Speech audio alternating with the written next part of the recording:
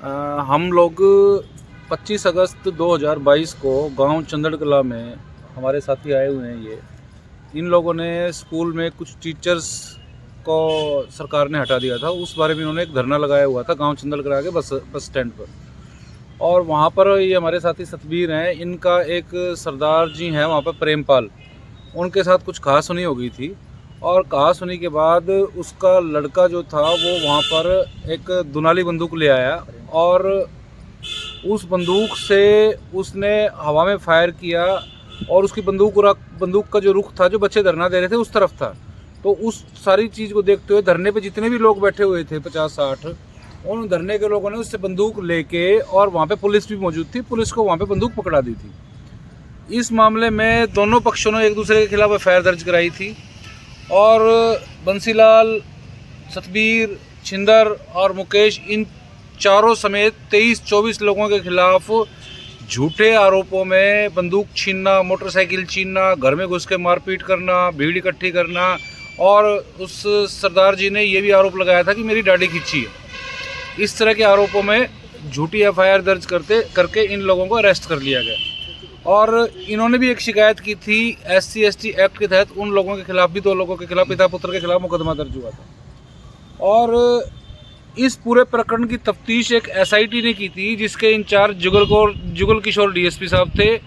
एक थाना, कौन सा थाना लगता है आपका? टोहाना सदर थाने के SHO जय भगवान थे और जांच अधिकारी थे जोगिंदर सिंह। इन तीनों ने जांच की। जांच करने के बाद 379B और जो मैंने धाराएं बताई उनमें इनको जेल भेज दिया गया। 9 महीने बाद इनकी माननीय पंजाब व हरियाणा हाईकोर्ट से जमानत हुई। पीछे से इनके परिजनों ने माननीय गृह मंत्री जो हरियाणा सरकार है अनिल विज से मुलाकात की और अनिल विज ने DGP साहब को इस बारे में आदेश दिए कि इसकी जांच कराई जाए। ADGP को DGP द्वारा जांच सौंपी गई और ADGP ने सिरसा की ASP हैं दीप्ति गर्ग, उनको इन्वेस्टिगेशन ट्रांसफ़र की और दीप्ति गर्ग मैडम ने इसमें इन्वेस्टिगेशन की। और इन्वेस्टिगेशन में सरप्राइजिंग फैक्ट सामने आए हैं। सरप्राइजिंग का मतलब ये पता चला 9 महीने जेल में रखा, धारा 379B में वो फर्जी लगाई गई, गलत तरीके से लगाई गई पाई गई। घर में घुसने के जो आरोप लगाए गए थे वो गलत तरीके से धारा लगाई गई पाई गई। और जो भीड़ जो इन्होंने दिखाई थी, 23 लोगों के इन लोगों ने नाम लिखाए थे, और वो लोग भी, बाकी जो 18 लोग थे, 19 लोग थे, वो लोग भी निर्दोष पाए गए। इस तरह से केवल सिंपल हाथापाई 323, 506 की धाराओं में हमारे SC समाज के 4 साथियों को 9-9 महीने जेल में काटने पड़े। और सबसे बड़ी बात यह है कि इन लोगों ने जो SC ST एक्ट का मुकदमा दर्ज कराया था, उस मुकदमे में पुलिस ने पहले एक आरोपी को गिरफ्तार किया था। वो 4 दिन जेल में रहा। जेल में रहने के दौरान जुगल किशोर के हाथ में जब जांच आई तो उस जुगल किशोर DSP ने आउट ऑफ वे जाके कानून की धज्जियां उड़ाते हुए एक कोर्ट में पत्र दिया, जिसमें उन्होंने कहा कि SC ST act is not made out, जिसके चलते उस लड़का जो फायर करने वाला उसके बाप को कोर्ट ने रिहा किया और SC ST एक्ट ड्रॉप किया।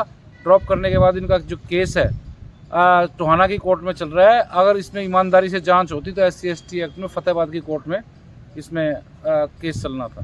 तो आज वो जो जांच रिपोर्ट है, जो ASP दीप्ति गर्ग की जांच रिपोर्ट है, हमने माननीय सेशन जज साहब के पास इनका मुकदमा चल रहा है, वहाँ पर जांच रिपोर्ट रखी है। आज उस पर आदेश पारित होना है।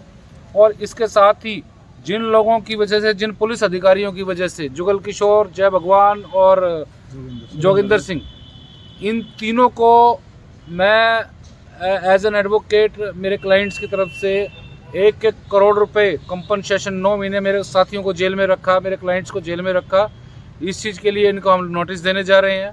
और इनके खिलाफ क्रिमिनल केस जो यहाँ की SC ST की स्पेशल कोर्ट में इन तीनों पुलिस अधिकारियों के खिलाफ क्रिमिनल केस करने जा रहे हैं।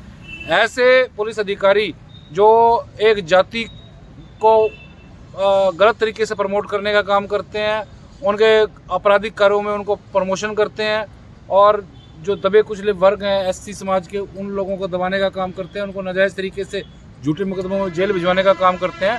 ऐसे लोगों को नौकरी में नहीं होना चाहिए और ऐसे लोगों को हम सबक सिखाने का काम करेंगे।